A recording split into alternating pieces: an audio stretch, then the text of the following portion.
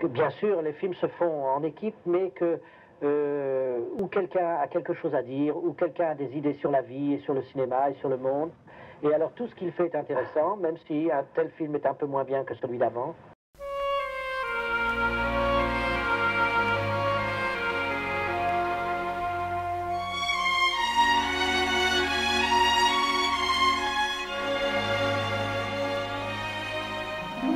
The French gentleman who you just heard talking was François Truffaut, one of the founders of the French New Wave.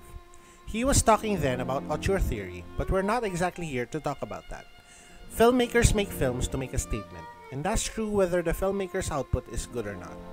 People who have eaten auteur theory wholesale would preferentially view auteurs because to them, they have a level of mastery of the elements of cinema that give their works a unique artistic signature.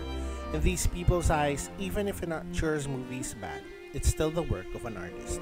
That, of course, leaves us with an interesting conundrum. What about the filmmakers who don't have mastery over the elements of cinema? What if, perhaps by pure chance, they stumble upon something special? Should we dismiss such a filmmaker because we do not consider him noteworthy enough? Today, I'm not going to talk about the monoliths of Philippine cinema, past or present. I am going to talk about one of the most prolific Filipino directors working today. His name was Joven Tan, director of such films as Pansamantagal and Petmalu. And this essay is about a peculiar film of his called Echoserang. For the last time, here's my take. Echoserang stars the comedian Shalala. Shalala, once a sidekick to Herman Moreno on the late-night talk show Walang Tulugan, wants to make a movie. Using seed money, he sets out to do just that. But his inexperience and multiple complications threaten to shut down production even before it begins. This is a film about filmmaking, a film that looks inward. In some respects, it resembles another film that I know of, perhaps one of the most well-known films about filmmaking, the 1973 film Day for Night. Day for Night also deals with the making of a movie, in this case a dime a dozen melodrama called Meet Pamela. While making the film, the director of Meet Pamela experiences several setbacks, several problematic cast members, budget and scheduling problems, and a very naughty cat. The director of Day for Night and the director of the film within a film are the same person. You guessed it, François Truffaut. Both films deal with the method and the process of artistic creation, and both films thus reflect on their own existences. They are examples of what is called Metacinema, a type of film that, in its Wikipedia definition, does not let the audience forget a movie is being made. In both films, this struggle is deeply felt through their respective protagonists' struggles. As Truffaut's character states in Day for Night, un tournage de film, ça ressemble exactement au trajet d'une diligence au Far West. D'abord, on espère faire un beau voyage, et puis très vite, on en vient à se demander si on arrivera à destination. Both films reflect the real-life people who portray their respective movie characters. Aside from Shalala himself, the rest of the characters are parodies of their real-life selves. In Day for Night, the actors of Meet Pamela have careers similar to the actors portraying them. Of course, there are differences as well. Echoserang can be viewed as a critical look at how the pursuit of fame is often costly, and how the act of filmmaking is often romanticized. Day for Night shows us the artificiality of the filmmaking process, or at least the Hollywood-like studio style that is depicted in the film. And both films come to very different conclusions regarding the filmmaking process. For Ferrand, the director of Meet Pamela, and by extension Truffaut himself, the end result isn't as important as the process. Cinema is greater than life. In Echoserang, Shalala realizes that the process is not worth the cost of his friendships.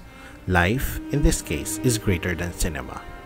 Perhaps one could say that Echoserang as a film looks terrible, and you wouldn't be wrong. I mean, look at that title sequence. Everything looks amateurish. But again, the film within a film and the film itself are the same. In his review of Echoserang, film reviewer Augs Cruz says, and I paraphrase, that had the film had some resemblance of gloss or sleekness, it would feel both false and forced. There is a discreet charm to the film's absolute lack of sophistication. He says it could perhaps even be the film's biggest joke. What happens in Echoserang also applies in a way to Shalala's film within a film. Form matches content.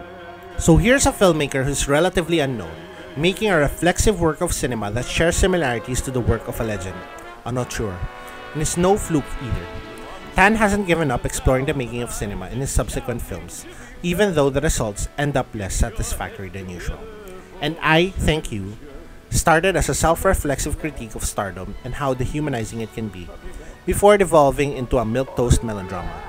Damaso starts out questioning the utility of historical dramas and subjective reinterpretations of history in art, but its ideas are not well thought out at best and deeply problematic at worst. His films are not the best, and he's the filmmaker a lot of us ignore. But that doesn't mean he doesn't have anything to say, and in my opinion, he's at the very least worth listening to. So when you approach watching films, don't just focus on what's popular or what's recommended.